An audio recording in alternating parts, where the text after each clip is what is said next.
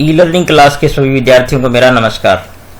बच्चों, बोर्ड की परीक्षा बिल्कुल नज़दीक आ गई है। आपका 31 तारीख को पहले अंग्रेजी का पेपर होने जा रहा है, तो और उसके बाद गणित का पेपर है, उसके बाद विज्ञान का और उसके बाद गणित का। तो गणित में कुछ जैसे अपने देखते हैं लगभग सभी प्रश्नावलियाँ हमने की है और लघुतरात्मक प्रश्न भी किए हैं, मॉडल पेपर भी मैंने आपको कराया है। तो अब हम प्रश्नावली वाइज कुछ महत्वपूर्ण तथ्य और देखेंगे कि जहाँ से कंटेंट जो है वो आपके पेपर का बनने वाला है। तो चलते हैं एक एक प्रश्नावली पर और मैं आपको एक बार फिर जो है बिल्कुल आपके दिमाग में ये चीज़ें सेट करा दूँ कि इस प्रश्नावली का कंटेंट क्या है और कहाँ से प्रश्न पूछे जाने वाले हैं। सबसे पहले बात करते हैं पहली प्रश्नावली की। तो पहली प्रश्नावली में सबसे पहले जो आपको एक चीज़ ज्ञात होनी चाहिए वो है यूक्लिड विभाजन प्रमेय का। तो यूक्लिड विभाजन प्रमेय का जो है वो उसका सूत्र और उसकी जो है वो परिभाषा भी आपको अच्छी तरह याद होनी चाहिए। जैसे यूक्लिड विभाजन प्रमेय का ये कहती है कि यदि हमारे पास a और b दो यदि धनात्मक पूर्णांक हो, तो यदि हम a में b का भाग लगाएं तो यदि वो q बार भाग जाता है, ठीक है, तो r शेषफल बचता है। तो इस प्रकार से a बराबर होता है b गुना q प्लस r, यानी हम q और r दो ऐसे पूर्ण संख्या और ज्ञात कर सकते हैं जहां पर ये जो इनमें r की जो शर्त होती है बच्चों, वो r या तो 0 से हमेशा बड़ा होता है या फिर 0 के बराबर हो सकता है, लेकिन वो हमेशा b से छोटा होता है, क्योंकि r शेषफल होता है। शेषफल 0 के बराबर तब होता है जब भाग पूरा जाता है, अन्यथा वो भाजक से हमेशा ही क्या होता है, छोटा ही होता है। ठीक है, तो ये आप याद रखें। अब यूक्लिड विभाजन प्रमेय का पर जो आपसे जो चीज़ें पूछ सकते हैं वो ये चीज़ें हैं, जैसे आपसे यूक्लिड विभाजन प्रमेय के माध्यम से HCF ज्ञात करना पूछ सकते हैं। इसका लगभग एक प्रश्न आना पक्का ही है।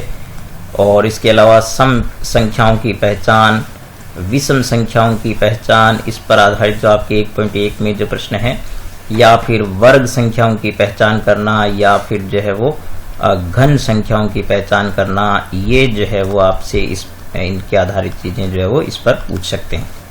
ठीक है, फिर इसके बाद नंबर 2 पर हम आते हैं। तो उसके बाद है जो आपके अभाज्य गुणनखंड, जो 1.2 प्रश्नावली है। ये तो 1.1 में जो लगभग आपकी चीज़ें थी, और 1.2 में जो अभाज्य गुणनखंड के द्वारा भी जो है वो आपसे चीज़ें पूछी जाएगी।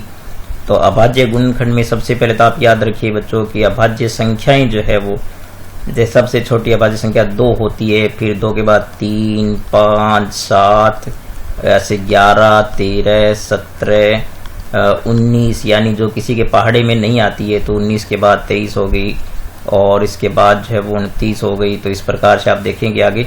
तो बच्चों कई बार अभाज्य गुणनखंड में भी संख्या ऐसी दे सकते हैं जिनमें आप क्या करते हैं कि 2, 3, 5 का भाग लगा के देखते हैं, किसी का नहीं जाता है तो आप जो आगे भाग दे के नहीं देखते हैं। लेकिन आप ये ध्यान रखिए कि सबसे पहले हो सकता है किसी संख्या में 17 का भाग जाए, 19 का भी जाए, या फिर कोई बड़ी संख्या हो 23 का, 29 का। तो अभाज्य गुणनखंड करने का भी छोटा प्रश्न पूछ सकते हैं। तो ये आप याद रखिए इनको कि अभाज्य गुणनखंड के द्वारा होता है। अब अभाज्य गुणनखंड विधि से हमसे जो है वो क्या पूछ सकते हैं, एक तो हमसे HCF ज्ञात करना पूछ सकते हैं। तो HCF का मतलब होता है कॉमन, यानी हम गुणनखंड करेंगे और उनमें कॉमन ले लेंगे, और या फिर हमसे पूछ सकते हैं LCM, यानी LCM जो पूछते हैं हमसे, तो LCM का मतलब लघुत्तम ही होता है। तो लघुत्तम में आप करेंगे गुणनखंड करके और बड़ी घातों का चयन करेंगे। ठीक है, बड़ी घातों का चयन जो है वो वही लघुत्तम होता है, फिर उनको गुणा कर देंगे। और इसके अलावा जो है वो एक सूत्र और याद रखें आप, जैसे पहली संख्या गुणा दूसरी संख्या, 2 संख्याएं आपको दे रखी है, और यदि उनका जो HCF LCM निकालते हैं तो वो दोनों संख्याओं का गुणनफल जो है HCF गुणा LCM के बराबर होता है। तो इनमें से देखिए 4 में से 3 चीजें देखिए, चौथी चीज भी पूछ सकते हैं आपसे। ऐसे प्रश्न भी आवश्यक रूप से निश्चित रूप से पूछे जाएंगे आपसे। इसके अलावा यदि बात करें तीसरी चीज की, तो उसके बाद जो है वो परिमेय और अपरिमेय संख्याओं को पहचानना। तो आप जानते हैं कि परिमेय संख्याएं जो है वो क्या किस प्रकार की होती है और अपरिमेय संख्याएं कैसी होती है। तो पहले परिमेय संख्याएं की बात करें तो परिमेय संख्याएं P/Q के रूप में जो लिखी जा सके, जहां पर P और Q क्या होते हैं, P Q पूर्णांक होते हैं। और एक आप याद रखिए कि Q कभी 0 नहीं होता है। ठीक है, क्योंकि यदि हर संख्या 0 हो जाए तो ये अपरिभाषित हो जाएगी। तो इसके अलावा परिमेय संख्याओं को आप याद रखें कि परिमेय संख्याएं वैसे दो प्रकार की होती है। एक तो जो शांत दशमलव संख्याएं होती है, ठीक है, शांत दशमलव संख्याएं जो है वो परिमेय संख्याएं होती है। एक होती है बच्चों अशांत आवर्ती। अशांत आवर्ती, तो अशांत आवर्ती का मतलब ये है कि ऐसी दशमलव संख्याएं जिनमें भाग आगे चलता जा रहा है लेकिन आवर्ती है। जैसे शांत दशमलव का मतलब तो ये हो गया जैसे आपने भाग दिया और 7.55 यहाँ पर पूर्ण हो गया, तो ये शांत दशमलव हो गया। अशांत आवर्ती का मतलब ये होता है जैसे मान लीजिए आप भाग देते जा रहे हैं और इस प्रकार से 6.333 इस प्रकार से ये, तो ये डैश डैश आ रहा है, इसका मतलब अशांत हो गया। और आवर्ती का मतलब है कि एक जैसी संख्याएं, एक जैसा पैटर्न बार बार आ रहा है। तो ये अशांत आवर्ती और शांत दशमलव, ये दो प्रकार की परिमेय संख्या होती है। फिर हम बात करें अपरिमेय संख्याओं की। तो अपरिमेय संख्याओं की बात करें बच्चों, तो अपरिमेय संख्याएं भी दो प्रकार की होती है, आप याद रखें। एक तो आप याद रखें कि जो अशांत अनावर्ती दशमलव संख्याएं होती है, ठीक है, अशांत अनावर्ती। और अशांत अनावर्ती का मतलब है कि जैसे आपके पास इस प्रकार की अशांत संख्याएं, जैसे मान लीजिए आपके पास हो गया 67.2439435469 इस प्रकार से, मतलब ये है कि अशांत है लेकिन दशमलव के बाद न कोई पैटर्न है, न कोई निश्चित संख्या यानी जिगजैग संख्याएं आ रही है, अलग अलग संख्याएं आ रही है, तो ये अशांत अनावर्ती होती है और ये अपरिमेय संख्या होती है। इसके अलावा इसके अलावा जो अपरिमेय संख्याएं होती है वो होती है अभाज्य संख्या का वर्गमूल।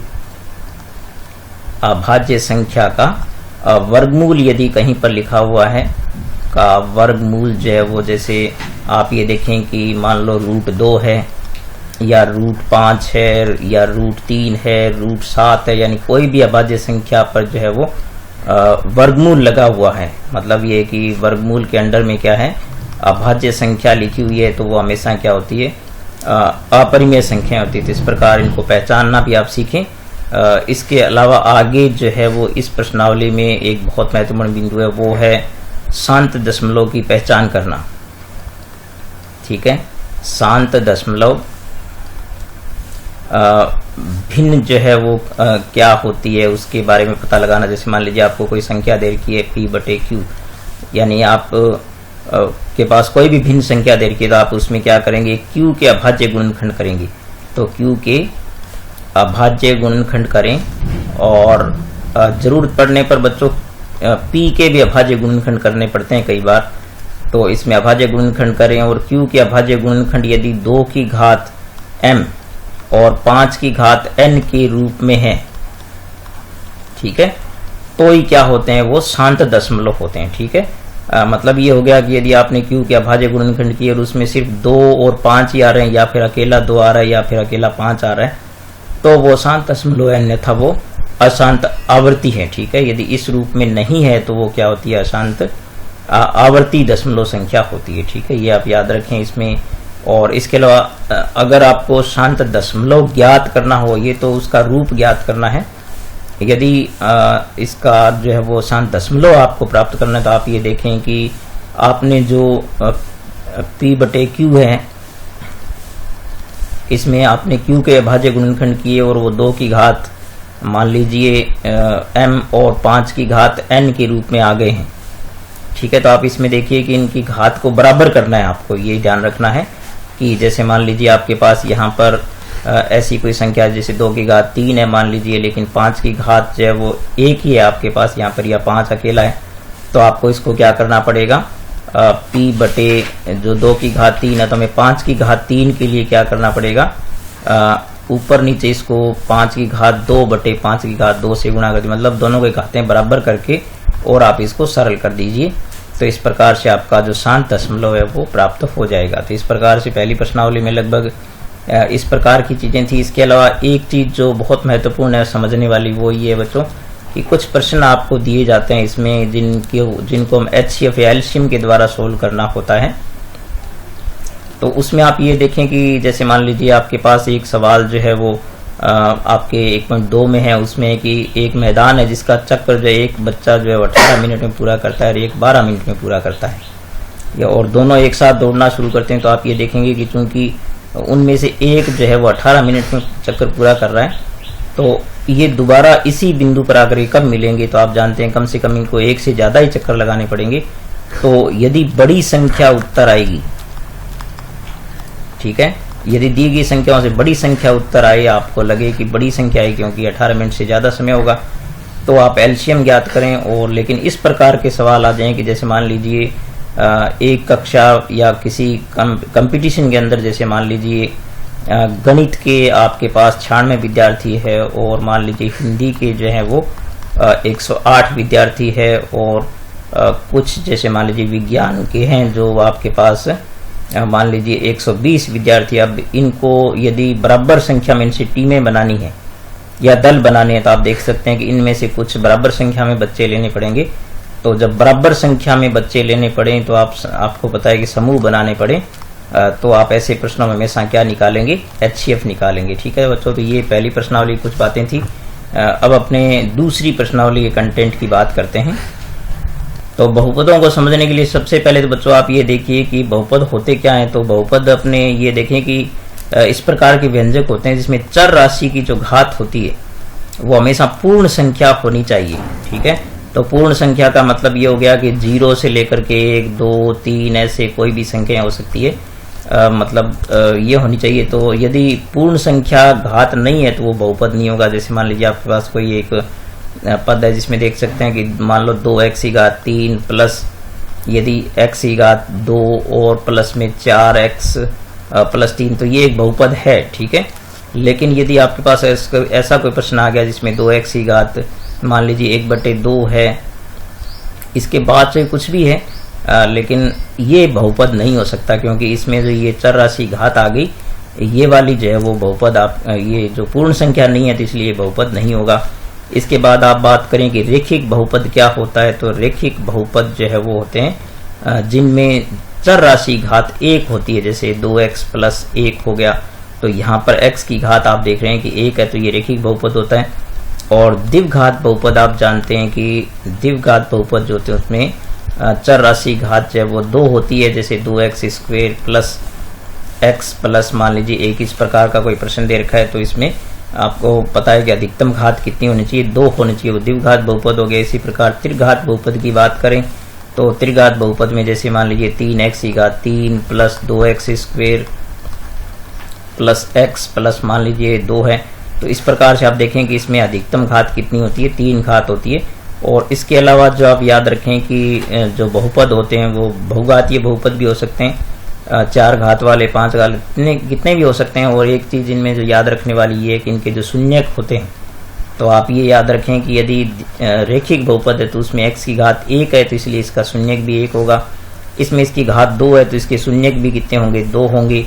और 3 घात वाला बहुपद जो है वो त्रिघात बहुपद है, उसकी अधिकतम घात इसकी 2 है, 3 है, तो इसके शून्यक भी कितने होंगे, 3 होंगे। या फिर आप देख सकते हैं कि मान लीजिए x की घात n प्लस a कुछ भी ऐसा दे रखा है तो उसके शून्य कितने होंगे, n होंगे। जितनी घात का उतने ही उसके क्या होते हैं, शून्यक होते हैं। फिर हम बात करें कि जो द्विघात बहुपद होता है, ठीक है, तो द्विघात बहुपद में जैसे मान लीजिए आपके पास जो इसका व्यापक सूत्र होता है या इसका सामान्य रूप जो होता है वो ax square plus bx plus क्या होता है, c होता है। तो यहाँ पर जो x स्क्वायर का गुणांक होता है उसको a कहते हैं और x का गुणांक b होता है, जो अचर पद होता है वो c होता है। तो इनमें क्या इसके जो शून्यक होते हैं उनमें भी एक जो है वो संबंध होता है गुणांकों में, वो भी आप याद रखें कि जैसे पहला शून्यक मान लीजिए हम अल्फा नाम देते हैं, दूसरे को बीटा नाम देते हैं, तो इन दोनों शून्यकों का योग जो आता है वो -b/a होता है। और इसी प्रकार से जो शून्यकों का गुणनफल होता है वो अल्फा गुना बीटा बराबर होता है वो c/a होता है। तो c आप देख सकते हैं अचर पद है और a जो होता है वो x स्क्वायर का गुणांक होता है। तो ये भी आप अच्छी तरह याद रखें इसको, क्योंकि इसके ऊपर आधारित सवाल जो है शून्य ज्ञात करके और उनमें संबंध स्थापित करने वाले सवाल जो है वो आपको पता है 2.1 में आपके जो इस प्रकार के सवाल दे रखे हैं। इस प्रकार इसके अलावा जो द्विघात बहुपद को बनाना जो है वो द्विघात का सूत्र जो होता है यानी द्विघात बहुपद का जो सूत्र होता है, तो वो जो आप याद रखें वो हमेशा इस प्रकार से होता है x square minus alpha plus beta into x plus alpha गुना बीटा। ठीक है, तो यहाँ पर इनका योग होता है और यहाँ पर इनका गुणनफल होता है। तो इसमें दो प्रकार के प्रश्न होते हैं। यदि आपको योग और गुणनफल सीधा दे रखा है तो आप सीधा मान रख दें, और यदि आपको अलग अलग शून्य दे रखे हैं तो पहले आप उनको योग करें और फिर गुणा करके इसमें मान रखें। तो ये भी आप अच्छी तरह सूत्र इसको नोट रखें। फिर इसके बाद जो है वो विभाजन जो एल्गोरिथम होती है, ठीक है। तो विभाजन एल्गोरिथम में क्या होता है कि आपको दो व्यंजक दिए जाते हैं, जैसे एक व्यंजक px है और एक जो है वो gx है। तो px को हम gx से विभाजित करेंगे तो मान लीजिए qx बार भाग जा रहा है और प्लस में जो शेषफल बचता है वो rx होता है। तो इस प्रकार से आप gx को बाहर रखेंगे, यानी gx का किस में भाग देंगे आप, इस प्रकार से भाग देंगे तो px में भाग देंगे, यानी उसको अंदर रखेंगे, और जो भागफल प्राप्त होगा आपको वो क्या होगा, उसको नाम देंगे qx, और जो शेषफल बचता है वो बच्चों क्या होता है, rx होता है। तो इसको शेषफल प्रमेय या विभाजन एल्गोरिथम के सवाल भी कहते हैं। और इसके अलावा आपको ये दे सकते हैं कि आपको कोई गुणनखंड दे करके पूछ सकते हैं कि आप बताइए कि ये इसका गुणनखंड है या नहीं है। तो ऐसी कंडीशन में क्या करें, आप भाग दे करके देखें, और यदि rx यानी जो शेषफल है वो 0 आता है तो जब इसका गुणनखंड होता है, और अगर शेषफल नहीं आता है तो वो इसका गुणनखंड नहीं होता है। तो ये छोटी छोटी चीजें आप अच्छी तरह ध्यान रखें इसमें। और इसके अलावा विभाजन एल्गोरिथम में कई बार क्या होता है कि ये 4 चीजें होगी आपके पास, इन 4 में से जो है वो कोई 3 चीजें दे करके चौथी चीज आपसे पूछ सकते हैं, कोई भी एक अज्ञात रख सकते हैं। जैसे मान लो px दे दिया आपको और qx दे दिया, rx दे दिया, तो आप इस सूत्र में रखें और इसको सरल कर दें। तो ये चीजें थी दूसरी प्रश्नावली की। अब हम चलते हैं तीसरी प्रश्नावली पर आधारित कुछ बातें जानने के लिए।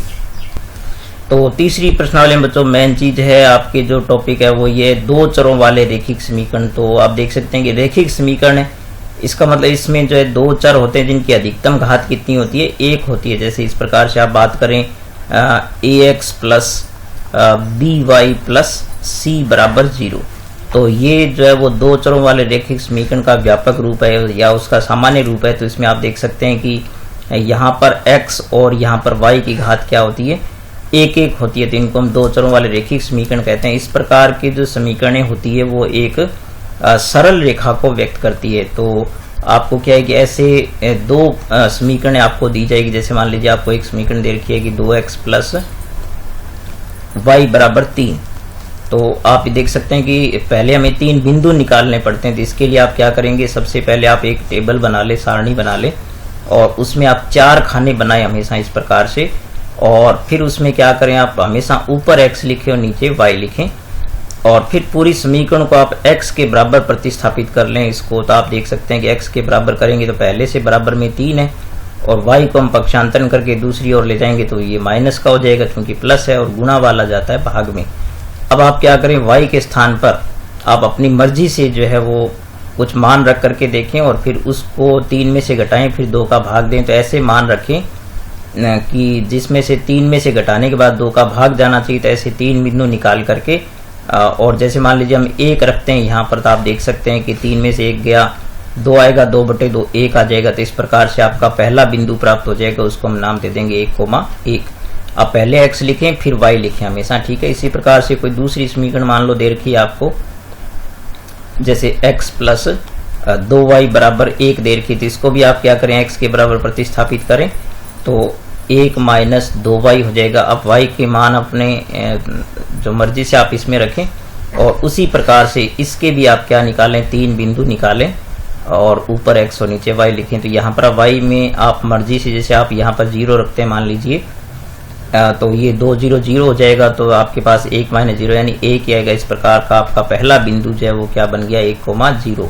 तो इस प्रकार से a b c 3 बिंदु निकाले और p q r 3 बिंदु निकालने, फिर आप इनका ग्राफ बनाएं, और ग्राफ बना करके देखिए आपकी जो समीकरण है, जैसे ये आप इनमें ग्राफ बनाएंगे, और एक समीकरण के यदि 3 बिंदु इस प्रकार से आपको मान लो एक यहाँ मिला, एक यहाँ मिला और एक यहाँ मिला, तो आप इनको ऐसे राउंड करके इनके पास इनके निर्देशांक भी लिख दें। जैसे ये a b c हो गया, और पहले आप क्या करें, इसकी लाइन खींच दें सीधी एकदम, ठीक है। और फिर आप क्या करें, दूसरी समीकरण के बिंदु अंकित करें। जैसे मान लीजिए एक बिंदु आपका यहाँ पर आ गया, एक यहाँ पर आ गया और एक यहाँ पर आ गया, तो इनको भी राउंड करके, और जैसे ये यहाँ पर p हो गया, यहाँ पर q हो गया और यहाँ पर तो इसकी भी एक लाइन खींच दें आप यहाँ पर, और इनके दोनों तरफ तीर के निशान लगाना न भूलें आप। और साथ में जो समीकरण है, जो मूल समीकरण आपको यहाँ पर दे रखी थी, ये वाली आप पहली इस समीकरण के यहाँ समांतर रखते हैं और दूसरी वाली जो है ना वो आप इसके समांतर लिखते हैं। और इसके अलावा पैमाना भी लिखना है आपको, जिस प्रकार का पैमाना आप जो काम में ले रहे हैं। और इसका बच्चों हल जो होता है, क्योंकि आपको समीकरणें दी जाती है हल ज्ञात करने की, तो हल वो होता है जहां पर जो प्रतिच्छेद करती है समीकरणें, ठीक है, जो रेखाएं जहां पर प्रतिच्छेद करेगी, तो प्रतिच्छेद बिंदु जो होता है वो इसका हल होता है। तो ये आप जरूर लिखिए। जैसे मान लीजिए x बराबर 2 और y बराबर 1 पर मान लीजिए प्रतिच्छेद करती है, तो इसका हल हो जाएगा x बराबर 2 और y बराबर 1। ये आपको जरूर लिख के आना है, क्योंकि समीकरण आपको दी हल ज्ञात करने के लिए जाती है। इसके अलावा जब समीकरण निकाय की बात करें बच्चों, तो समीकरणें जो आपको दो दी जाती है वो उनकी प्रकृति जो 3 प्रकार से हो सकती है। यदि आप उनके ग्राफ बनाएंगे तो या तो वो आपको रेखाएं इस प्रकार से काट सकती है, यानी काटने वाले प्रतिच्छेदी रेखाएं आपको मिल सकती है, तब तो इसका एक ही हल होता है। और जब दोनों रेखाएं एक दूसरे पर संपाती आ रही है, मान लीजिए एक रेखा दूसरी रेखा के ऊपर ही आ रही है इस प्रकार से, तो वो जो संपाती होती है। और तब उनके जो अनेक हल होते हैं या परिमित हल होते हैं। और जब दो रेखाएं एक दूसरे की इस प्रकार से मान लीजिए समांतर आ जाती है, तो आप जानते हैं कि ये जो है वो समांतर रेखाएं होगी, इनका कोई हल जो है वो नहीं होता। तो इस प्रकार से कोई हल नहीं, ये भी आपको लिख करके आना है यदि इस प्रकार से प्राप्त होता है।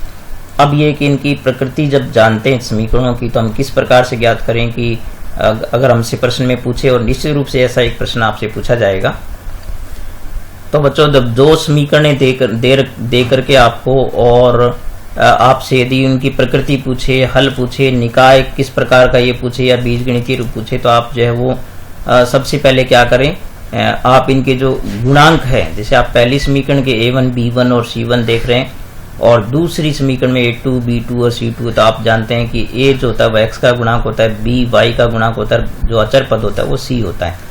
तो सबसे पहले आप क्या करें, नंबर 1 पर आप ये करके देखें कि यदि a1 बटे a2 का मान यदि b1 बटे b2 के मान के बराबर नहीं आता है, ठीक है, तो सबसे पहले आप ये याद रखें, यदि ये पहले ही दोनों बराबर नहीं आ रहे हैं, तो आपको याद रखना है कि इस प्रकार की समीकरणें जो है वो प्रतिच्छेदी रेखाएं बनाती है, ठीक है, यानी ये प्रतिच्छेद करेगी, प्रतिच्छेदी रेखाएं बनाएगी।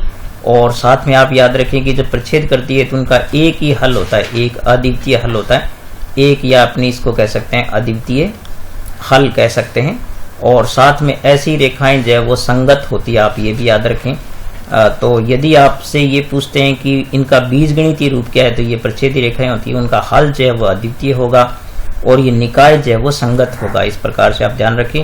फिर दूसरी बात जो आप ये करके देखें कि यदि आपने a1 बटे a2 और b1 बटे b2 निकाला और वो दोनों बराबर आ रहे हैं, लेकिन c1 बटे c2 के बराबर नहीं आ रहा है, तो आप ये देखेंगे इस प्रकार की रेखाएं जो होती है वो समांतर रेखाएं होती है, ठीक है। उनका बीजगणितीय निरूपण क्या होगा, समांतर रेखाएं होगा।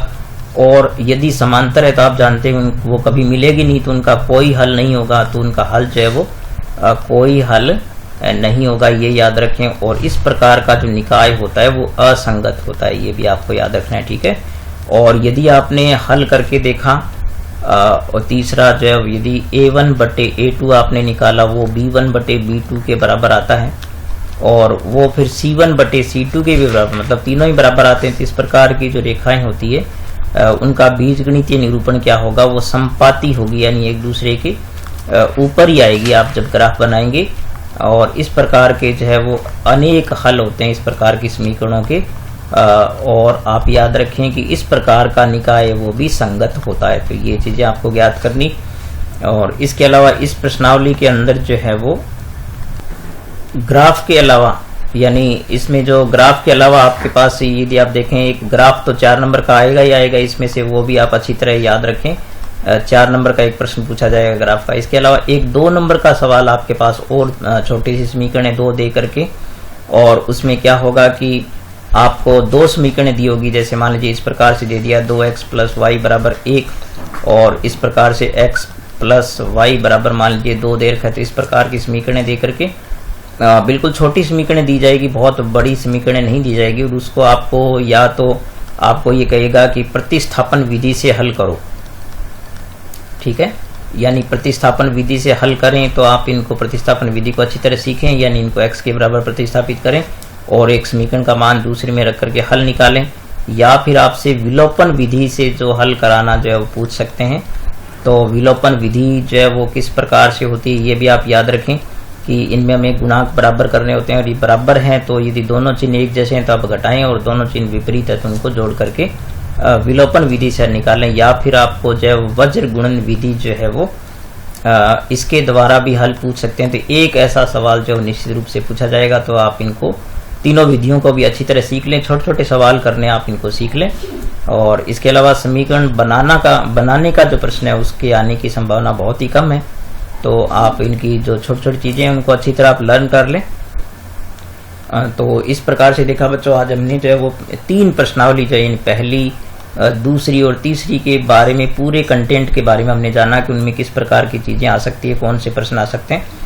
तो ये अपने मस्तिष्क में आप अच्छी तरह फीड कर लें कि इनमें से ही चीजें पूछी जाएगी और आप इनको ध्यान रखेंगे इनमें से कौन सी चीज आपकी जो है वो अभी तक जो आपने सही तरीके से नहीं सीखी। एक बार फिर कहूंगा कि आप ग्राफ जो है वो अच्छी तरह बनाना सीख लें।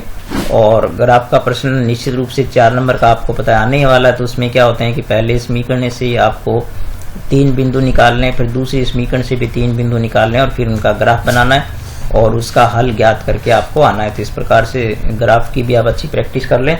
और इस वीडियो के डिस्क्रिप्शन बॉक्स में मैं जो है वो मेरे सभी प्रश्नावलियों के जो प्लेलिस्ट है उनके लिंक मैं शेयर करूंगा और छोटे छोटे प्रश्नों के लिंक भी शेयर करूंगा। तो आपको जो भी चीजें इसके अंदर जो है जो आपसे नहीं हो पाई है उनको आप उन वीडियो से जरूर देखें, वहां पर लिंक पर जा करके, और अच्छी तरह बातें सीखें। ठीक है बच्चों, परीक्षाएं आपकी नजदीक, आप पढ़ते हैं, अपने स्वास्थ्य का ध्यान रखें और चैनल सब्सक्राइब नहीं किया तो सब्सक्राइब करें, अपने दोस्तों के साथ शेयर करें और लाइक और कमेंट जरूर करें। किसी प्रकार की और भी आपको यदि कोई चीज किसी पर वीडियो बनाना है तो आप मुझे जरूर बताएं। ठीक है बच्चों, मिलेंगे नेक्स्ट वीडियो में, तब तक नमस्कार।